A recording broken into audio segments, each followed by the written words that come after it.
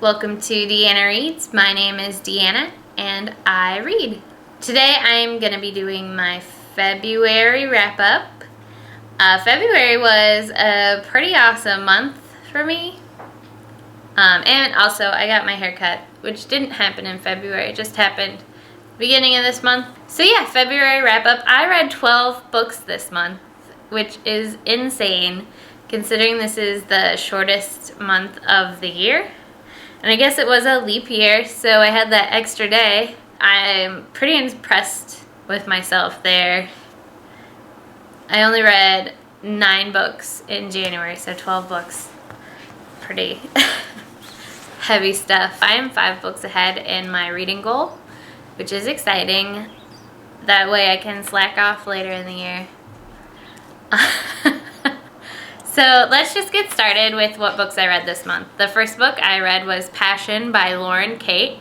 So I finally got to read the 3rd installment after reading the first 2 books. And from what I remember, I did enjoy it quite a bit. The main character, Lucinda, really started shining a whole lot and growing her character. And it was a lot of learning backstory and seeing like historical places and historical kind of things. So I really enjoyed it, and I am excited to read the next book. I'm not sure if it's the last book in the series or what, but I think it's Enraptured. The next book I read was Hallowed by Cynthia Hand. That is the second book in the Unearthly series about angels, and it was awesome. And I can't wait till the 3rd, of course, which isn't coming out till next year. Big thumbs up to that second book in the series. The 3rd book I read was Born Wicked by Jessica Spotswood. This was an awesome debut novel for this author. It was about witches, it was about women's issues, it was history with a twist. I like it when books take like familiar things and go, well, what if this element was in here and this happened? And so that was really interesting to see. I believe I reviewed this book on my blog already, so I won't go into too much detail, but it was a good time. Then the 4th book I read in January was Ditched, a Love Story by Robin Mellum. I also have already reviewed this. In fact, I think I just uploaded the video of that. So if you want to know my thoughts on that, you can go there. But just so you know, I did enjoy it quite a bit. Now, the 5th book I read was The Unbecoming of Mara Dreyer by Michelle Hodkin. And I also already did a review of this, but I cannot emphasize how much I love this book. If you haven't read it yet, stop watching this and go read it. That's all I had to say. It's an amazing, amazing book. The 6th book I read was The Probability of Miracles by Wendy Wunder. I didn't enjoy this book as much as I thought I would. I think there was too much hype. And also I just read Mara Dreyer, so I think that lessened my enjoyment. But it definitely was a good read, just not what I was expecting. Then I read The Pledge by Kimberly Durting. And this was a good book. I felt it was a little rushed at the end, but I did enjoy it quite a bit. It's another one of those books where it's familiar with the twist. The language thing was very interesting. Every class has a language and you're not supposed to understand another class's language. That was very interesting. So thumbs up for that book. Unraveling Isabel by Eileen Cook. This was a kind of teen mystery novel with ghosts thrown in, and it was good. I liked the mystery part of it. I liked the ghost. I liked the girl's father had schizophrenia, so she was a little afraid that she was going to be schizophrenic.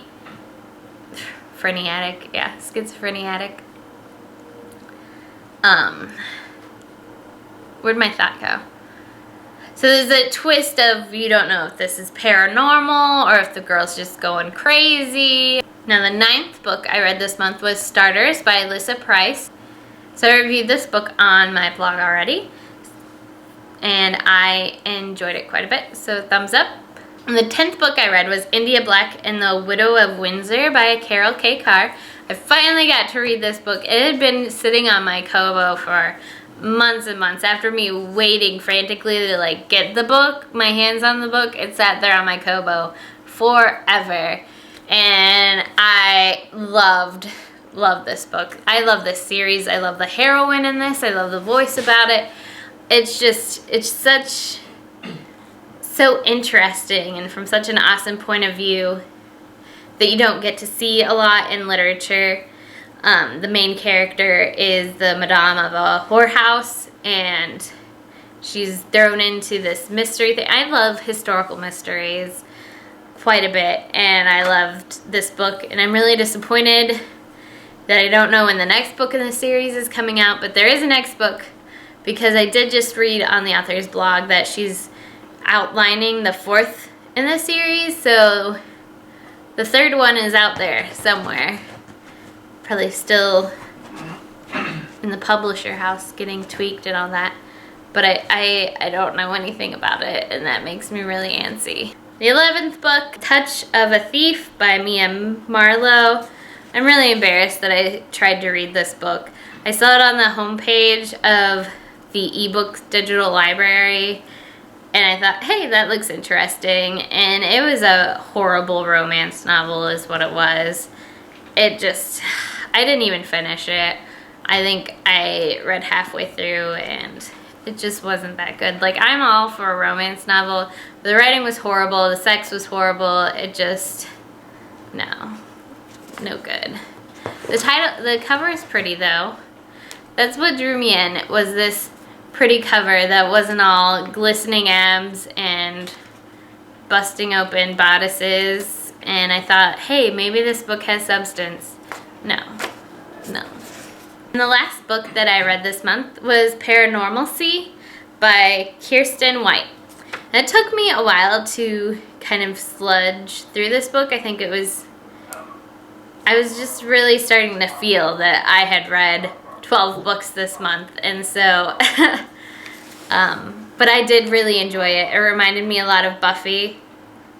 But I gotta say, as much as the main character reminded me of Buffy, she definitely was her own character. At first I was like, oh, this lady's just ripping off Buffy, but no. The main character was awesome. I am looking forward to reading the next one at some point. Those are the books that I read this month. What books did you read in February?